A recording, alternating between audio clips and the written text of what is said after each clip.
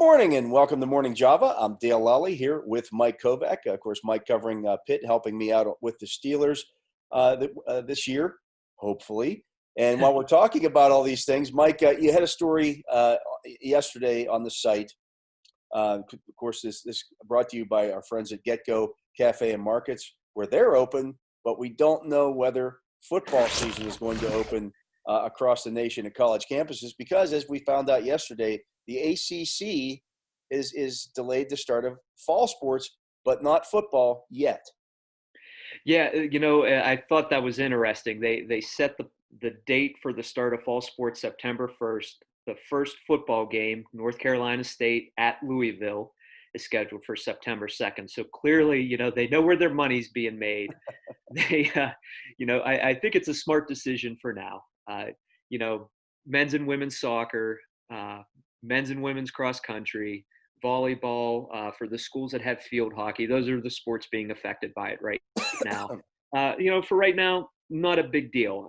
I looked earlier and Pitt, I think, the men's soccer team played one real match before September 1st last year. The women's soccer team might have had two. I think the volleyball team had three games put in before then. So the impact of that's not big right now.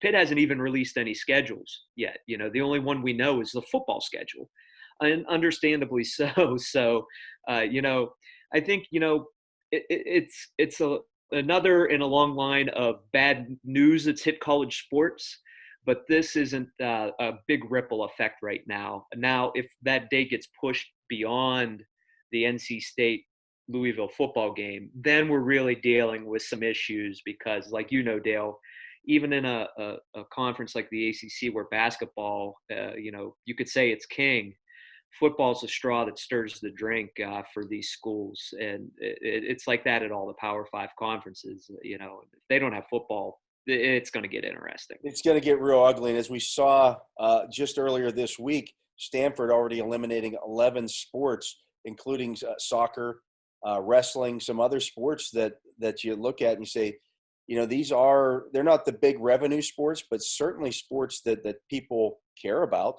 Oh. Well, and you think the lives that are affected, you're looking at, every team has so many student athletes, parents, coaches, their jobs, their lives were centered around those teams. Poof, it's all gone. And granted, you look, it's like that in a lot of job markets all across the country right now. A lot of lives have changed and been turned upside down, but, and it's only going to get worse if there is no football season. If these schools don't have football, particularly some of the, the group of five type conferences, the MACs and the AAC and places like that, if there's no football season, I think you're going to start seeing a lot of these sports being dropped. It's going to really become a unfortunate situation in college athletics. So we need to get this football season in somehow. So, Mike, in the previous segment, we talked about how we need to have football, especially at the college level, to kind of, football pays for a lot of these sports, a lot of the other sports. I mean, that's where their athletic budgets come from. And there seems to be a big divide among fans. Earlier this week, the Steelers announced that they're going to have fans in Heinz Field. They're planning on fans in Heinz Field, but they're going to make them wear masks. Immediately, if you look at the comments that are on the story that are on the site and on like the social media on Twitter and things like that, oh, there's no way that they're going to play. There's no way. And other people are like, well, why not? It's kind of weird that so many people, I don't know, I don't want to say that they're rooting against there being sports, but they're automatically discounting the fact that you can have a sport that's played outside. We can have social distancing, and yet it's not going to get played. I don't know where these people are coming from. I happen to think that they're going to be able to play football. I think, the pro sports have a better chance, than college, obviously. You can do a better job. And Dale, you've been around it forever. I mean, that, you can keep these guys, not keep them at home, but, you can sort of keep them contained, and these guys are smart. They want to make their money.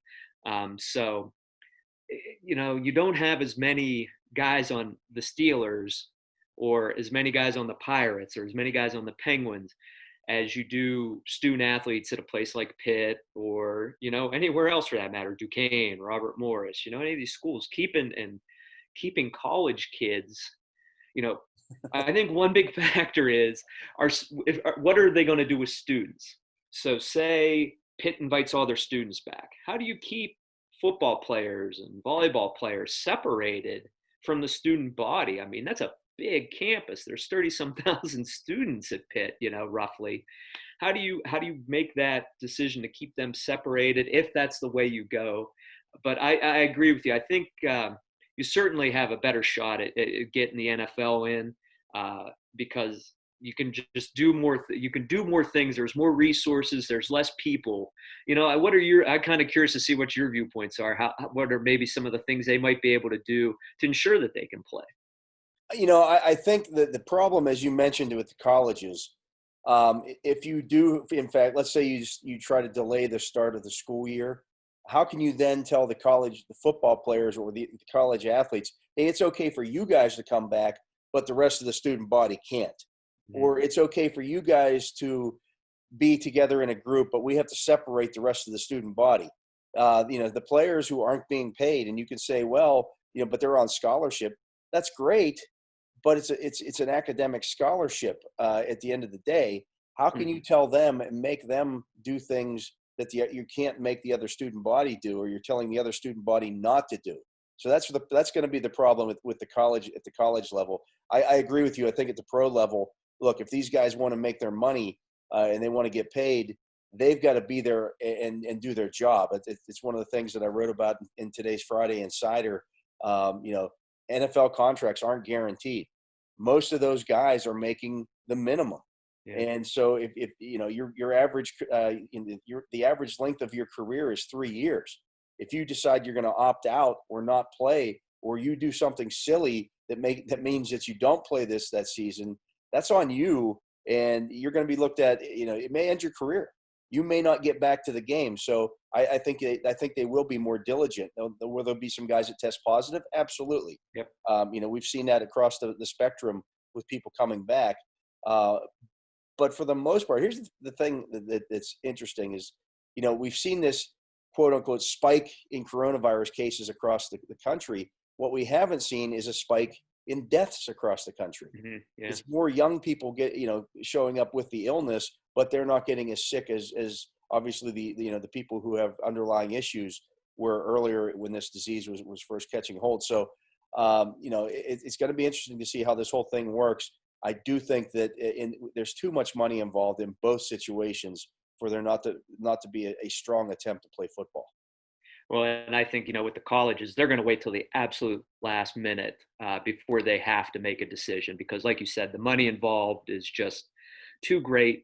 There's too many things hinging on the revenue being brought in from college football. So while the ACC may have made a decision to push a start date back, they're not going to make a decision to, postpone or cancel things until they absolutely have to. Right now, I mean, they're going to go forward with a scheduled season because that's what they need to do. So, Mike, on NFL.com over the last couple of weeks, they've been ranking the top 10 schools over the last 20 years in terms of how many guys they've put in the NFL at certain positions.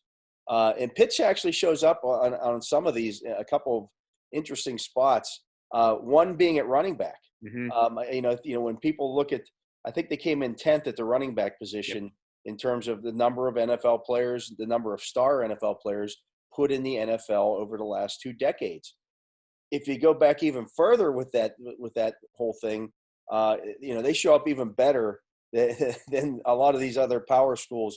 But it's funny when, you look and, okay, there's Alabama and there's LSU and there's, all these others, Miami and Pitt. Why hasn't that translated into more victories at the NFL level? They've done very well putting guys in the NFL. That's always been $1 million question at Pitt. You look and you think of the amount of elite NFL players that they've put out. The best player in the NFL right now, who's not non-quarterback, is a Pitt player, former Pitt player. Absolutely, and you mentioned things that have come out recently. 3 Pitt players were named the NFL team or player of the decade. Revis for the Jets, Fitzgerald for the Cardinals, and Aaron Donald for the Rams.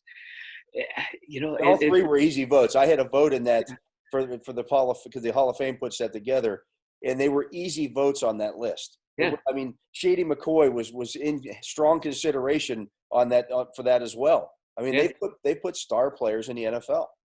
And it's weird. There's just so many factors. I think, the coaching carousel for a while played a little bit to do with that. It's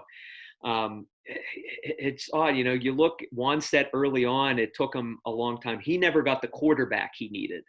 It seemed like he had pieces just about everywhere else, but he never had the quarterback he needed to really get over that plateau. He got Pitt to 10 wins, but then Pitt couldn't beat UConn or Cincinnati when it mattered. And when you think about that, that's kind of crazy. He recruited great. He put NFL guys, good NFL players in the league, but still couldn't win the big game when it mattered. There's just so many different odd things that go into that. They call it pitting for a reason. Pitt finds a way when push comes to shove that something seems to go wrong, and I that's been a belief in the fan base forever, and it seems like it's something that holds water. When Donald was there, you had James Conner, Tyler Boyd, Aaron Donald on a team, and that's a pretty good nucleus. That's a good start on a good football team. Yeah, and yet, 8 wins. Yeah, I don't even know if it was that many. They barely beat Bowling Green and up at Ford Field, sort of like they barely beat Eastern Michigan this past year.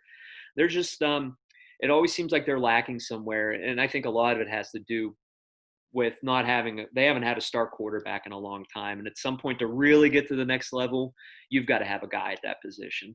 I think the other part of it too is the decline overall of the WPIAL.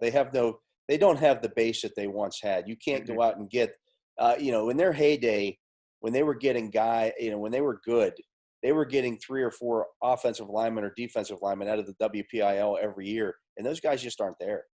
Yeah, a couple of weeks ago when I talked with Jackie Sherrill for a big piece I did for the site, he said, hey, we recruited Eastern Ohio, Western Pennsylvania. We got who we wanted out in New York and New Jersey, and then we'd go pluck some speed out of the South. And he said it was a perfect combination.